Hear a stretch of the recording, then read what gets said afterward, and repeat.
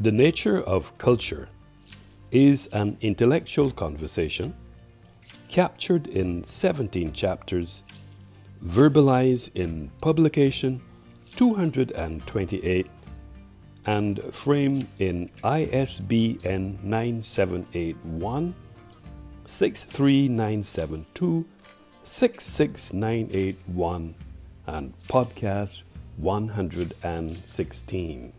The nature of culture essentially is all about a way of life and is predicated on the suffix "-ture". Simply put, when the suffix "-ture" is added at the end of the word cult or "na", these particular words become a noun. The stark reality is, the suffix "-ture" was imported to the English language in the 16th century. The suffix "-ture" originated in Latin and traveled to the English language via French. In fact, the suffixes "-ture" and "sure" share the same origin. The function of the suffix "-ture" is to form a noun, that is, normalize whichever word it may be compounded with. All things being equal, the word nature is borrowed from the Old French nature and is derived from the Latin word natura, or essential qualities, innate disposition, and in ancient times literally meant birth. In ancient philosophy, natura is mostly used as the Latin translation of the Greek word physis, which originally related to the intrinsic characteristic that plants, animals, and other features of the world develop of their own record. The more that I engage and navigate my thought process, I am enlightened at the fact that this environment has created space to ask the pertinent question: is the genesis of culture and nature predicated on the theory borrowing? In attempt to answer this question, I have established a framework for this conversation so as not to conflate this issue. Metaphorically, I have employed my macro lens to get a close-up view of the acronym definition of cul and the suffix "-ture and the word nature, which is borrowed from the Old French nature and is derived from the Latin word natura, or essential qualities, innate disposition, and in ancient times literally meant birth. It appears that the language nature and culture, their types, terms, changes of interesting from lexicon borrowing to create other different forms, etc. According to dictionary.com, borrowing and lending of words happens because of cultural contact between two communities that speak different languages. Often, the dominant culture, or the culture perceived to have more prestige, lends more words than it borrows. So, the process of exchange is usually asymmetrical. Therefore, it has borrowed words for cultural institutions, for example, opera and ballet. It has borrowed words for political concepts, for example, perestroika, glasnost, and apartheid. It often happens that one culture borrows from the language of another culture words or phrases to express technological, social, or cultural innovations. Therefore, simply put, the nature of culture seems to imply language, nature, and culture. Plausibly, without the suffix "-ture", there is no nature or culture. According to bustle.com, studies suggest that the English language is one of the happiest languages in the world and is spoken by more than a fourth of the global population. Present-day English is also a major donor language. the leading source of borrowings for many other languages. English has freely appropriated the major parts of its vocabulary from Greek, Latin, French, and dozens of other languages. Cultural appreciation and cultural exchange are vital parts of any culture. In this context, borrowing is not inherently bad. However, it becomes a problem when appreciation becomes an unreasonable amount of importance, especially when exchange is one-sided or when cultures are reduced to a single stereotype. Language and culture are intertwined. A particular language usually points out to a specific group of people. When you interact with another language, it means that you are also interacting with the culture that speaks the language. You cannot understand one's culture without accessing its language directly. Culture influences the language that is spoken within its constraints as a society, such as how certain words are used in support of their culture. It is through language that members of a specific culture communicate with each other and create bonds with each other. Culture plays an important role in shaping the style of communication. Generally, people react to how we speak rather than what we say. The culture in which individuals are socialized influences the way they communicate, and the way individuals communicate can change the culture. According to Hans Henrik Hock and Brian Joseph, I quote, "Languages and dialects do not exist in a vacuum," end quote. There is always linguistic contact between groups. The contact influences what loan words are integrated into the lexicon and which certain words are chosen over others. Latin is usually the most common source of loan words in these languages, such as in Italian, Spanish, French, etc. And in some cases, the total number of loans may even outnumber inherent terms, although the learned borrowings are less often used in common speech, with the most common vocabulary being of inherited, orally transmitted origin from Vulgar Latin. This has led to many cases of etymological doublets in these languages. The studies by Werner Birz, 1971-1901, Einar Hoag, 1958, also 1956, and Uriel Wernrich, 1963, are regarded as the classical theoretical works on loan influence. An etymological dictionary of any major language contains the dozens of sources for its vocabulary. Many factors influence the amount and rate of borrowing. Relatively close contact over centuries in Europe and other areas resulted in extensive borrowing and re-borrowing. The advent of radio and television has introduced another type of language and cultural contact in the spread of linguistics and communicative elements. The globalization of markets for products from around the world has resulted in advertisements which often carry not only foreign names but foreign terms. German Führerschein is an example of a term that was being spread some years ago along with the ads for Volkswagens.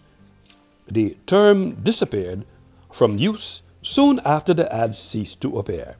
Scholars in the field of contact linguistics, sociolinguistics, cultural anthropology, and other areas are documenting the amount, rate, and types of borrowings and borrowing processes as they occur.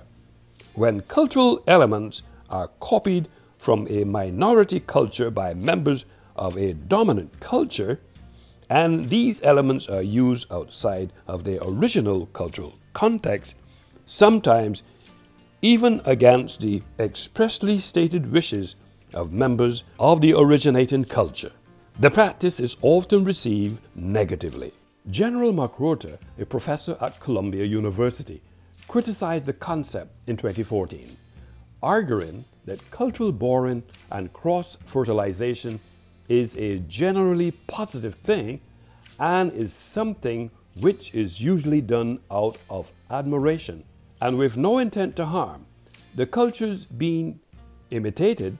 He also argued that the specific term appropriation, which can mean theft, is misleading when applied to something like culture that's not seen by all as a limited resource. In another space, I have unearthed the fact that cultural appropriation is the adoption of the iconography of another culture and using it for purposes that are unintended by the original culture or even offensive to that culture's mores. Examples include sports teams using Native American tribal names or images, or mascots wearing jewelry or fashion with religious symbols such as the war bonnet, medicine wheel, or cross without any belief in the religion behind them, and copying iconography from another culture's history such as Polynesian tribal tattoos, Chinese characters, or Celtic art worn without regard to their original cultural significance.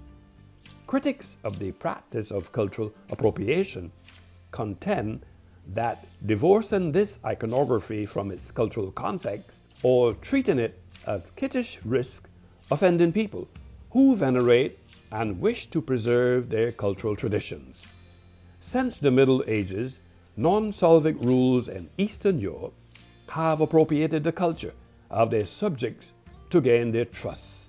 The Vikings in Kievan Rus imitated the costume and shaven heads of the Slavic population, converted to Orthodox Christianity, and Russified their original Scandinavian names. Photo and tourism, they have something in common. Their origins are grounded in Greek etymology. For example, from photos, light, and graphos, writing, delineation, or painting. The word tourism derives from Greek. According to other dictionaries, is the Greek word for a tool to turn or a lathe, which is itself from ancient Greek tournos, lathe. During the 17th century, the forerunner to the three-piece suit was adapted by the English and French aristocracy from the traditional dress of diverse Eastern European and Islamic countries. The juxcrops frock coat was copied from the long zupans worn in the Polish. Lithuanian Commonwealth, the necktie or cravat was derived from a scarf worn by Croatian mercenaries fighting for Louis XIII, and the brightly colored silk waistcoats popularized by Charles II of England were inspired by Turkish, Indian, and Persian attire acquired by wealthy English travelers. The culturally significant Hindu festival Holi has imitated and incorporated in fashion globally. For example, pop artist Pharrell Williams and Adidas collaborated in 2018 to create the Holi-inspired apparel and shoe line.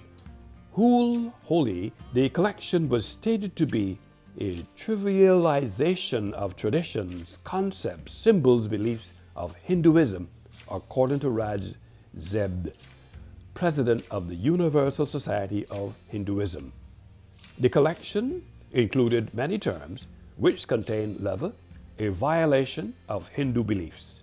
Archbishop Justin Welby of the Anglican Church has claimed that the crucifix is now just a fashion statement and has lost its religious meaning. Crucifixes have been incorporated into Japanese Lolita fashion by non-Christians in a cultural context that is distinct from its original meanings as a Christian religious symbol. During the early 16th century, European men imitated the short, regular haircuts and beards on rediscovered ancient Greek and Roman statues. The curl hair favored by the Regency era dandy bore broomed was also inspired by the classical era. Architecture is a product of the culture. However, the relationship between architecture and culture is one that has been studied for many years. But what's happening now is much more revolutionary. It is no longer a static creation that performs well for a while.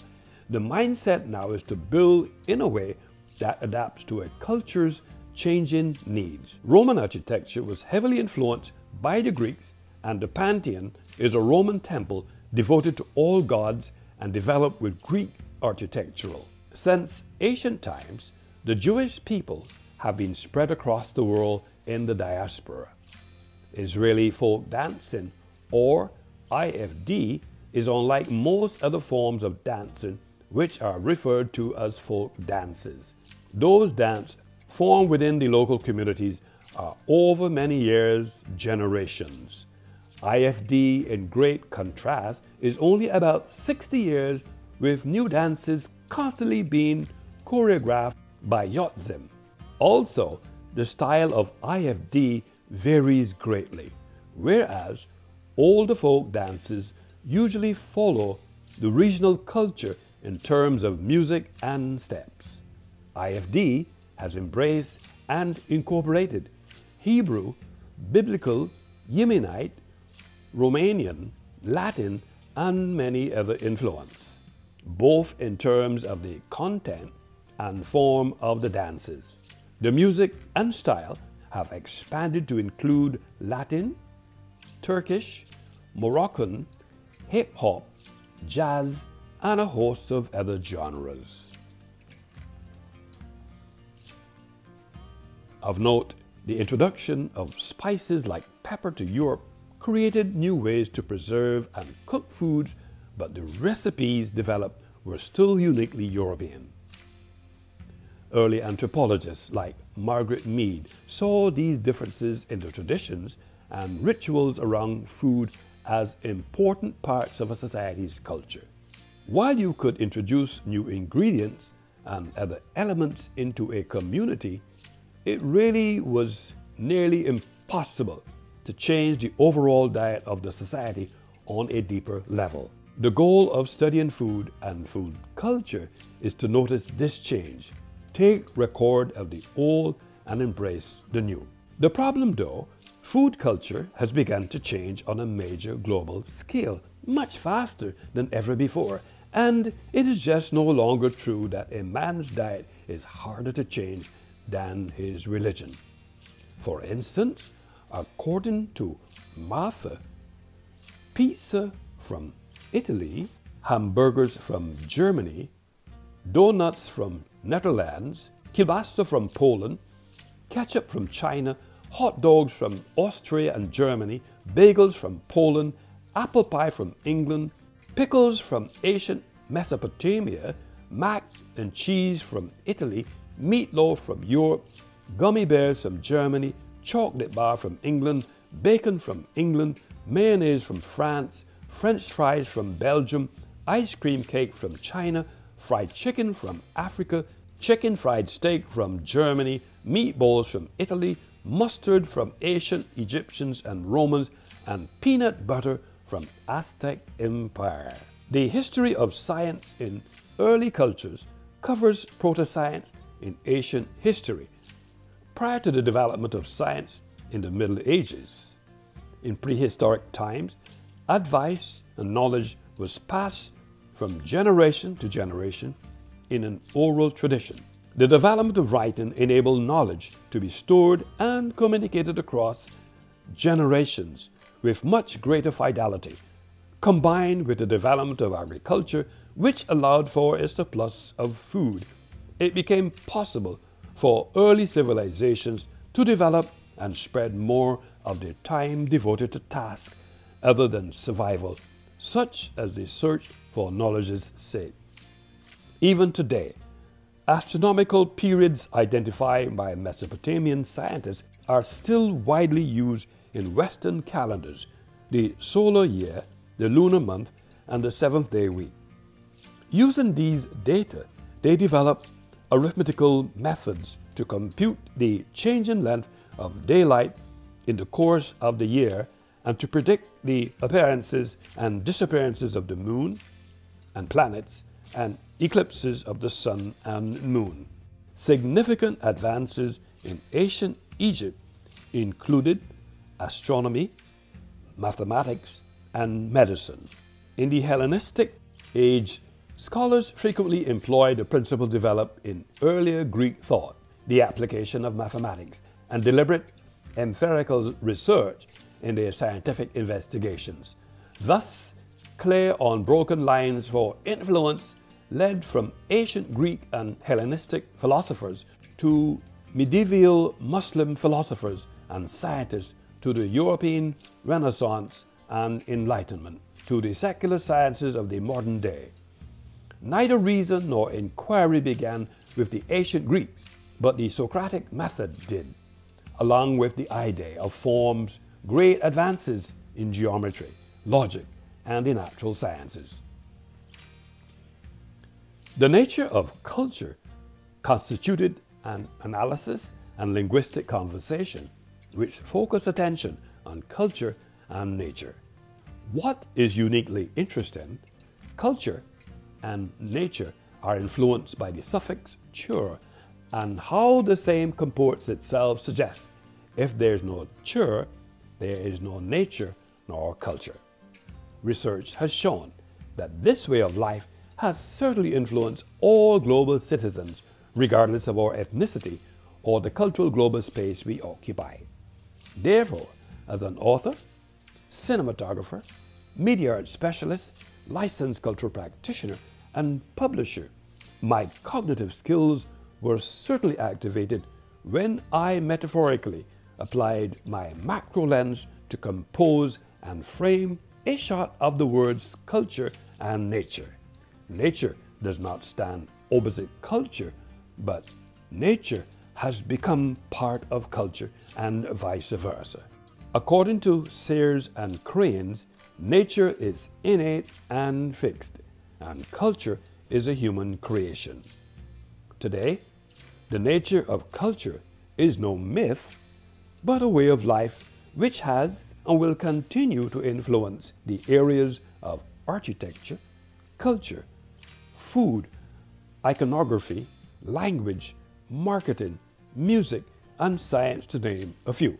Overall, the nature of culture is an intellectual conversation captured in 17 chapters, verbalized in publication 228, and framed in ISBN 9781 63972 66981 and podcast 116.